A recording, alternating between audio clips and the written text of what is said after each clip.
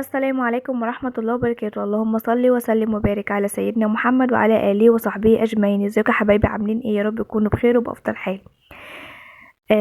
زي ما انتم شايفين معايا النهارده هنعمل طبق البسلة الجميل دوت بالكفتة. بجد طعمه تحفة قوي وسهل جدا وسريع، ومن الوجبات برضو الاقتصادية ان انتي ما تكلفيش نفسك كتير. احنا هنا محتوانا ان احنا بنحاول ان احنا نقدم لك وصفات يعني بدون تكلفة عالية. تمام.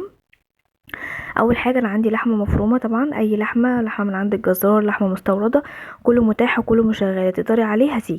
تمام. عندك لحمه مفرومه على حسب طبعا الكميه بتاعه البسله اللي انت هتعمليها او عدد افراد الاسره. تمام.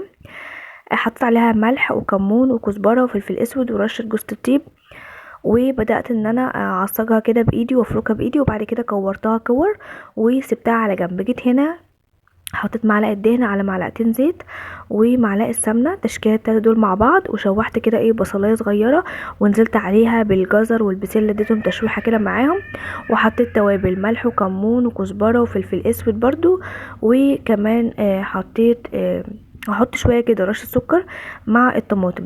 انا كنت طماطم ضربها في الخلاط، وكنت حطاها كده، حطاها في كيس تلاجة وعيناها في الفريزر، فطلعتها حطيتها على طول زي ما انتم شايفين معايا كده، فمعايا جاهزه. يعني انت ساعتها لو ما عندكيش طماطم جاهزه او صلصه جاهزه، بتضربي طماطم في الخلاط، وبعد كده عادي بتعملي طبيخ عادي. تمام. سبت بقى البسله والجزر بتاعي والطماطم دي تتسبك كده على النار وتبقى طبيخ عادي، انت كده بتطبخي طبيخ عادي. تمام. بس بدل ما تحطي لحمه قطع يعني وتبقي سلقه لحمه قطع، لا، ممكن تعمليها بالمفروم زي ما انا بعملها كده. هتحطي معلقه سمنه في طاسه او في اي حاجه، وتبداي ان انت تنزلي الكفته ديت على طول كده، بس ما تقلبيهاش غير لما تلاقيها اتشمعت وخدت لون من الجنب دوت، فتضطري انت تقلبيها الجنب التاني بالراحه وبشويش علشان ما تفكش منك. اول ما بتتشوح من جميع الجهات، خلاص كده انت ضمنتي ان ال اللهم صل على النبي، انت ضمنتي ان الكفته بتاعتك خلاص اتشمعت من جميع الجهات. فهتشوحي فيها بس شويه كده، بحيث ان انت لما تنزليها زي ما نزلتها على البسله والجزر تاخد وتدي كده مع نفسها لحد ما تستوي وما تفكش معاكي.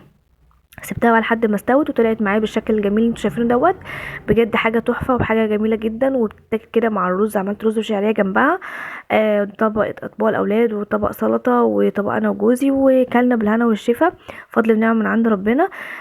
لو الوصفه عجبتكم ما تنسوش في اللايك، والسلام عليكم ورحمه الله وبركاته.